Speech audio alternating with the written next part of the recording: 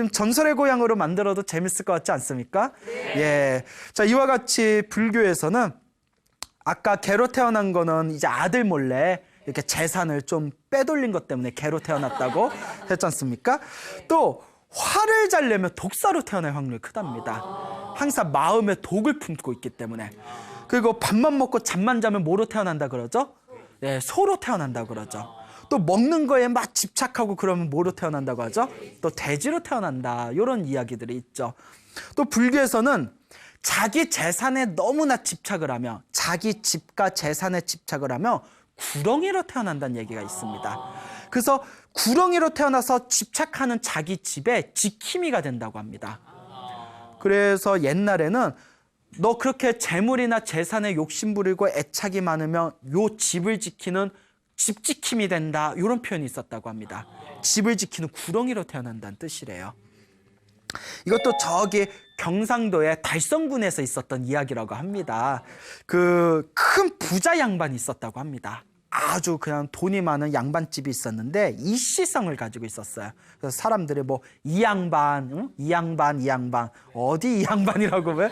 저 양반, 이 양반, 뭐 이부잣집이라고 불렀다고 합니다. 예, 이 양반집 혹은 이부잣집이라고 불렀는데 거기 어머님이 하나 있었는데 이 이부자한테 어머님이 그렇게 욕심이 많았대요. 네? 욕심이 많아서 그 집 마당에 감나무가 굉장히 많았답니다. 옛날에는 그 옛날 집 때 크잖아요. 거기에 감나무가 많았는데 감이 이제 이거 가지고 떨어지잖아요. 떨어져서 곧 떨어진 그 감이 썩어서 문드러지는데도 절대 마을 사람들이 하나도 못 가져가게 했대요. 아깝다고. 썩어도 내 집에서 썩는 거니까 가져가지 말라고. 그 정도로 욕심이 많고, 그리고 쌀독도 며느리한테 죽을 때까지 안 맡겼답니다. 예, 항상 내 쌀 똑 이래가지고 그 며느리 스트레스 많이 받았을 거예요. 그리고 맞아. 예, 그리고 그 쌀독도 안 넘기고, 그리고 무슨 돈이 들어와도 아들한테도 안 맡겼답니다. 내가 다 관리해야 된다고. 이러다가 어머님이 이제 갑자기 돌아가시게 되었답니다. 그래서 아들 마음에 어머니를 어디 좋은 묘자리를 만들어 드리고 싶은데 당시에 그렇게 좋은 묘자리를 찾지를 못하고, 그리고 옛날에 지체 높은 양반집에서는 상식이라고 해가지고 한 3년 동안 그 어머님 그 돌아가신 분 어른의 혼백상자라고 해서 혼백상자라는 걸 하나 이렇게 신주단지 마냥 이렇게 하나 모셔놓고 하루에 3끼씩 살아있을 때처럼 식사를 올렸다고 합니다. 옛날 지체에 있는 양반집은 그 며느리만 죽어나는 거죠. 예? 돌아가신 분 하루 3끼를 그 혼백상자 앞에 살아계신 것처럼 그렇게 예를 올리는 걸 그 양반집에서는 중요하게 여겼기 때문에 3년 동안은 돌아가셨어도 3년 동안은 내가 모시자 하는 마음에 그 감나무 밑에다 감회장을 했답니다. 일단 조그맣게 이제 무덤을 하나 만들어 드렸대요. 그리고 이제 방안 집에다는 혼백상자 하나 몰려놓고 거기다 이제 상식을 올리고, 그러니까 아들이 또 효자예요. 그러니까 옆에 3년 동안이라도 이렇게 묘소를 옆에 모시겠다 한 거 보면, 그렇게 몇 개월이 지난 뒤에 요 며느리가 이제 밥을 하려고 이렇게 이제 쌀떡을 열렸는데 그 자리에서 무릎 위에 풀려가지고 쓰러져 버린 거예요. 쌀떡 안에 왜 긴 뱀이 한 마리 이렇게 쌀떡 안에 이렇게 다리를 틀고 있더래요. 에구머니나 해가지고. 근데 옛날에는 절대 집안에 들어온 뱀이라든가 짐승을 안 죽이는 게 철칙이었답니다. 그러니까 이제 그 하인을 시켜가지고 그 뱀을 멀리 집어 던졌어요. 그리고 또 며칠 후에는 또 이제 며느리가 이제 상식을 올리려고 이제 음식 같은 거 준비하고 저 이제 어머니 혼백상자 앞에 이제 식사 올리려고 갔더니 혼백상자 위에 뱀이 또 다리를 틀고 딱 있는 거예요. 난리가 난 거예요. 막 밥상 엎어지고 뭐 뱀이 방 안에 들어서 혼백상자 안에 있으니까 아들한테 얘기하니까 아들이 뭔가 좀 느낌이 이상하더래요. 그 저 뱀이 어디로 가나 이렇게 봤더니 뱀이 싹 도망가더니 방 밖으로 나가더니 마당을 가로질러 가지고 그 감나무 밑에 어머니 묘소에 있는 구멍 안에 쏙 들어가더래요. 느낌이 이상하단 거예요. 그 뱀이 어머니 무덤 안에 쏙 구멍 안에 들어가니까 섬찟하잖아요. 그러니까 요 이부자가 젊었을 때, 어렸을 때 들은 얘기가 집안에서 집안 재산 애착이 많고 집착이 많으며 그 집을 지키는 구렁이로 태어난다. 이런 얘기 들은 게 있으니까 혹시나 하고 이렇게 상자 하나를 가져옵니다. 딱 갖다 놓고 혹시나 하는 마음에 혹시 전생에 내 어머니며 요 상자 안으로 들어오십시오. 해치지 않을 테니 전생에 내 어머니면 상자 안으로 들어오세요 하니까 뱀이 쏙 나오더니 상자 안으로 들어가 버리더래요. 그 아들도 기가 막힌 거죠. 이게 웬일이야 막 이러면서 예? 웬열? 막 이렇게 와 이게 웬뱀? 막 이러면서 난리가 난 거예요. 그 아들이 기가 막혀가지고 이거 어떻게 해야 돼요? 어쩔 줄을 몰라가지고 고민하다가 문득 옛날 어른들이 그 돌아가신 홍령이 팔도유람 잘 구경시켜드리면 좋은 곳에 간다더라. 뭐 이런 속설을 들은 게 딱 기억이 난 거예요. 그래가지고 아 그러면 내가 요 어머니 이 뱀을 이제 상자 안에 놓고 요 팔도유람을 잘 구경시켜 드리면 아마 좋은 곳에 가지 않을까? 이런 생각이 이제 드는 겁니다.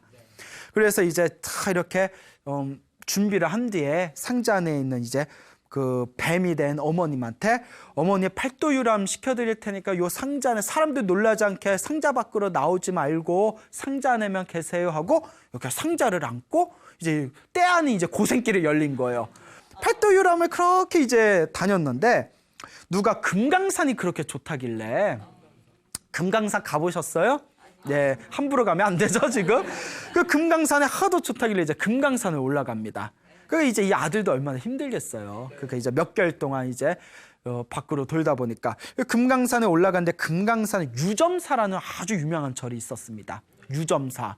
그 유점사에 다 올라가서 이제 다 구경을 하고 있는데 야 금강산 12,000봉 정말 화려하다더니 정말 어느 산보다도 아름답구나. 뭐 어머니도 좋으시죠? 보세요 금강산 막 여기가 유점사랍니다. 이러니까 주지스님이 그 앞마당에 나와 있다가 상자에 대고 뭐 속삭이니까 아유 젊은 나이에 갔나?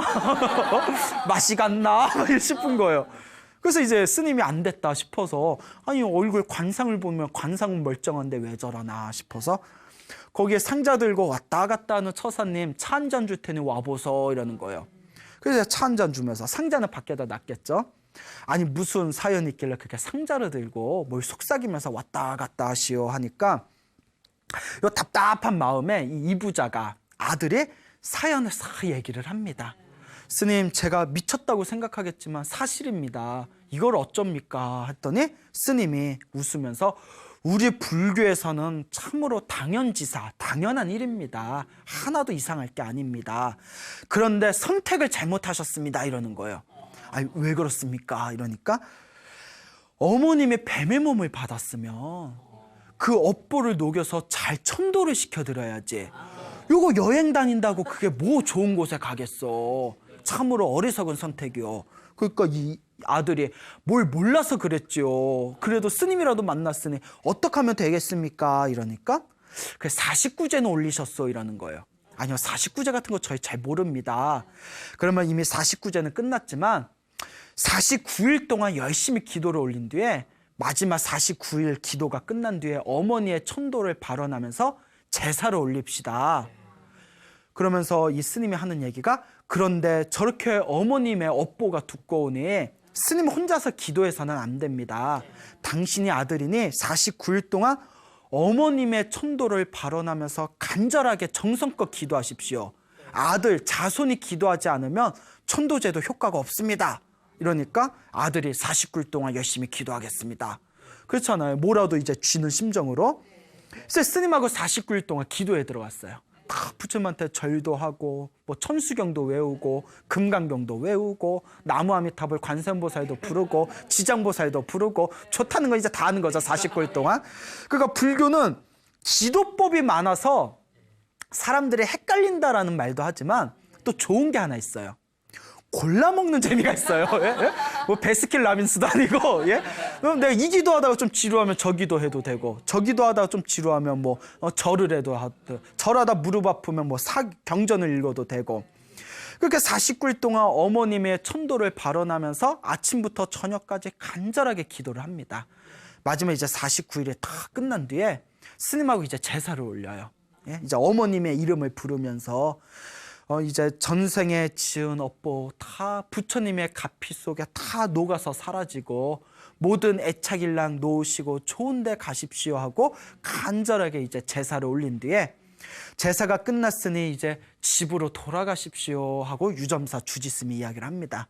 그래서 어머니 이제 우리도 집으로 갈 때가 됐나 봅니다 해서 숲속에 숨겨놨던 상자 안에 딱 가봤더니 뱀이 편안하게 다리를 틀고 죽어 있는 거예요. 그 어떻게 갑자기 죽었으니까 아이고 이렇게 가시나. 희한하게 49일 기도 끝나고 제사 지내고 나니까 이렇게 숨을 멈췄구나. 그리고 어쨌거나 전생의 어머니니까 그 어떻게 뭐 뱀수에 닮을 수는 없잖아요. 예? 그래서 이제 양지바른 곳에 잘 묻어드렸대요. 잘 가십시오 하고 묻어드리고 집에 다 이제 힘들게 집에 왔죠. 집에 왔더니 막 이제 부인이 뛰쳐나오고 여보 얼마나 고생이 많았어. 뭐 어머님은 뭐 어떻게 됐어. 뭐 묻어드렸어. 절에서 기도했어. 뭐 이러다가 나 너무 힘드니까 내가 좀 잠 좀 자겠어 하고 3일 동안 골아 떨어졌대요. 그 피곤함 때문에. 골아 떨어졌는데 꿈에서 엄마가 나타납니다. 어머니가 환한 미소를 지으면서 하얀 옷을 입고 나타났는데 하얀 옷이 공통적으로 하얀 옷을 입는 게 우리 스님들의 천도제를 많이 지내잖아요. 그러면 신도들이 하는 얘기가 크게 이렇게 분석을 해보면 세 부류가 있어요. 좋은 꿈에 화려한 옷을 입거나 뭐 빛이 나온다거나 화려한 옷, 아니면 하얀 옷을 입거나, 아니면 간혹 옷을 홀딱 벗는 경우도 있어요. 근데 이게 하얀 옷을 입은 거는 이제 업장이 소멸됐다는 뜻이고, 하얀 옷을 입은 거는 화려하고 좋은 옷을 입은 거는 부처님 가피를 받았다는 얘기고 복 받았다는 얘기죠. 옷을 다 벗었다는 거는 모든 집착을 다 놓아버렸다는 뜻이래요. 근데 옷을 홀딱 벗고 표정이 불쌍한 표정이면 지금 안 좋은 곳에서 헐벗고 있다는 뜻이고, 옷을 다 벗고 윤기 흐르고 표정이 밝으면 아이고 집착을 다 놓아버리셨구나, 뭐 이런 이야기를 이제 큰 스님들이 하십니다. 자, 그래서 그 하얀 옷을 입었으니까 업장이 소멸됐다는 뜻이겠죠. 그 어머니가 다 나타나는데 그 살아생전에는 어머니 표정이 굉장히 표독스럽게 짝이 없었는데 너무나 어머니 표정이 환하고 밝더래요. 너무나 환하고 밝아서 어머니 얼굴 표정이 너무 좋습니다 이러니까 아들을 잘 둬서 그래 이러더래요. 아들을 잘 둬서 그래. 그러면서 네가 기도를 잘해준 덕분에 집착을 놓아버리고 축생 짐승의 몸을 벗고 내가 좋은 곳으로 간다, 고맙다 하면서 이렇게 떠나는 그런 꿈을 꾸었다고 합니다. 이 꿈을 꾸고 나서 이 유생이었던 유교 공부를 하던 이 이부자가 참으로 불법이 오묘하고 요 인과 응보가 이렇게 무섭구나라는 걸 느끼고는 마지막에 죽는 그날까지 그렇게 불법에 귀의하면서 기도도 열심히 하고 주변에 선업도 많이 짓고 복을 많이 짓는 삶을 살았다라는 이야기가 우리 또 절집에 전해지고 있습니다. 여러분, 그러니까 여러분들도 그런 게 어딨어 하다가 제가 항상 하는 얘기가 있죠. 그러다 한 방에 훅 갑니다. 예, 그런 게 어딨어요 하다 텀성이 뭐 개로 태어날 수도 있고 고양이로 태어날 수도 있고 아시겠죠? 네. 여러분 혹시 개나 고양이가 집에 있으면 한번 물어보세요. 너 전생에 어떤 업으로 나하고 만났니? 응? 자고 있을 때 전생에 어떤 업으로 이렇게 우리 집에 왔니? 이러면 딱 눈을 뜨면서 전생에 네 애미다 뭐 이럴 수도 있고. 응? 자, 이거 좀 웃자고 한 말이고. 그래서 불교계는 또 이런 얘기가 있습니다. 우리가 반려견이라고 하잖아요. 예, 그 반려견, 반려묘. 개나 고양이나 애완동물을 애지중지 잘 키우면 옛날에는 우리 어르신들은 꼴불견이라고 했잖아요. 예, 근데 지금은 이제 많이 서구화돼가지고 정말 가족이 됐잖아요. 잘 키운 애완동물은 다음 생이건 다다음 생이건 그 은혜를 갚기 위해서 효자 효녀로 태어난답니다. 자기를 잘 키워준. 그러니까 여러분 자녀분들 중에 막 말 잘 듣고 아주 애교 잘 부리고 막 앵기는 애들 있잖아요. 막 엄마 하고 막 앵기는 애들, 막 이런 애들 있으면 전생에 내가 키우던 개나 고양이였나? 그런 얘기가 있어요. 그런 얘기가 있고, 그리고 또 이제 개나고 이런 걸 잘 키우다가 중간에 버리는 경우 있잖아요. 중간에 버리거나 뭐 학대하거나 하면 그 업도 받는다 안 받는다? 받는다. 그래서 잘 키우다가 막 버리거나 이런 업을 지으면 다음 생에나 다다음 생에 자기 이상형으로 나타난답니다. 자기 이상형으로 나타나서 내 혼까지 쏙 빼놓은 뒤에 몸도 주고 마음도 줬는데 마지막에 자기를 차버린대요. 왜 찰까요? 예? 그러니까 붙들고 그런 거예요. 왜 그래? 내가 뭐가 부족한데 어떻게 네 마음이 돌아오겠니? 그럼 이러는 거예요. 몰라. 너 시시해졌어. 나 너 싫어. 왜 싫어졌을까요? 이제 인연이 단 거예요. 전생에 이제 복수를 한 거죠. 섬뜩하죠. 그러니까 잘 키워야 돼. 알겠죠? 잘 키우시길 바랍니다. 먼 옛날에 거기 지리산에 큰 절이 있었는데 그 지리산에 곰이 한 마리 살고 있었대요. 이제 곰이 이제 겨울에는 막 먹을 것도 없고 하지 않습니까? 곰이 이렇게 먹을 게 없어서 절에 내려오면 스님들이 자비로우니까 누룽지도 던져주고 먹을 것도 던져주다 보니까 곰하고 스님들하고 엄청 친해졌대요. 그래서 곰이 맨날 이제 절에 내려오는 거예요. 그렇잖아도 뭐 옛날 뭐 세상에 이럴 수가 뭐 이런 프로 보면 뭐 절에서 지내는 곰 막 이런 거 나오더라고요. 신기하다 했는데 스님들 말도 잘 따르더라고요. 그 곰이 이제 절에 오니까 스님들이 막 참선하고 있으면 자기도 심심하니까 스님들 참선하고 있으면 자기도 참선하는 척 옆에 가만히 앉아 있고 스님들이 법당에서 절하고 있으면 곰이 뭘 알아요? 그 자기도 법당에서 같이 막 절하는 신용도 하고 스님들 흉내를 그렇게 냈답니다. 이렇게 스님들 흉내를 내다가 이 곰이 죽었어요. 죽었는데 살아생전에 절에서 스님들 따라하고 흉내낸 그 공덕으로 사람 몸을 받았답니다. 근데 절에서 지내던 곰이다 보니까 사람이 된 뒤에 커가지고 자꾸 어디가 땡길까요? 절이 땡기더래요. 그러니까 자기 전생 인연 따라 가는 거예요. 그래서 엄마한테 엄마 난 절이 좋아, 난 스님 될래 해가지고 엄마 허락을 받고 이제 출가를 합니다. 출가를 했는데 그렇게 머리가 나쁘더래요. 전생에 뭐였으니까 곰이니까. 그러니까 등치는 산만하고 밥도 많이 먹는데 머리는 엄청 나쁘고 머리는 나쁜데 다 그나마 다행인 게 힘은 좋더래요. 예? 너무 머리가 나빠서 큰 스님이 보다 지쳐가지고 행자야, 스님 되기 전에 행자라고 하거든요. 행자야, 너는 전생에 업보가 두꺼우니까 공부도 중요하지만 너 그냥 이번 생에 스님 될 생각은 하지 말고 염불이나 열심히 하고 힘 좋으니까 그냥 복이나 좀 지어라, 이렇게 얘기를 했답니다. 그러니까 이제 스님들이 이제 하도 곰 같으니까 웅행자 불렀대요. 고뭉자를 써서 고맹자, 고뭉자를 써서 웅행자, 고맹자. 그럼 그 곰이에요, 곰. 예? 그래서 이제 하도 머리가 나쁘니까 그냥 스님이 나무 아미타불 열심히 해라 가르쳤대요. 그래서 맨날 나무 아미타불. 그런데 옛날 큰 스님들이 머리 좋고 말 잘하는 젊은 스님들을 별로 안 좋아했대요. 약간 찔린다. 예? 그러면 어떤 스님을 좋아했냐? 어른 스님들이 머리 좀 둔하더라도 우직한 스님을 좋아했대요. 뭐 하나 가르쳐주면 꾸준히 하니까. 예? 그러니까 이제 이 운행자가 배운 게 뭐 나무 아미타불이니까 맨날 나무 아미타불 하면서 장작 패고 논밭 짓고 스님들 시봉하고 그 나무 아미타불 하다가 오로지 하나만 밀고 가니까 이 사람이 연불 삼매에 들어간 거예요. 정말 깊은 경지에 들어간 거예요. 그래서 이제 그 아궁이에서 쌀밥 지으려고 이렇게 그 아궁이에서 불 때다가 나무 아미타불 하면서 쳐다보다 삼매에 빠진 거예요. 나무 아미타불하고 다 이렇게 삼매 몰입이 돼버리니까 순간 불씨가 튀어서 집신에 붙어서 발등에 불이 붙었는데도 나무 아미타불 이러고 있는 거예요. 큰 스님이 지나가다가 고맹자 발등에 불이 붙었는데도 나무 아미타불 이러니까 큰 스님이 대단하다라는 생각보다 화딱지가 난 거예요. 저런 미련한 자식, 얼마나 미련하면 지 발등에 불 붙은 것도 모르냐. 이런 미련한 곰탱아 하면서 부지깽이로 머리를 쳤대요. 정신 차리라고. 미련한 곰탱아 하고 이거 딱 머리를 치는 순간 나무 아미타불 하면서 머리에 충격을 땡 하고 맞으면서 자기 전생이 펼쳐지더라. 내가 전생에 곰이었구나. 내가 곰이라서 이렇구나. 내가 전생에 곰이었지만 스님들 따라서 부처님한테 절한 공덕으로 사람 몸 받고 스님까지 될 수 있었던 거구나.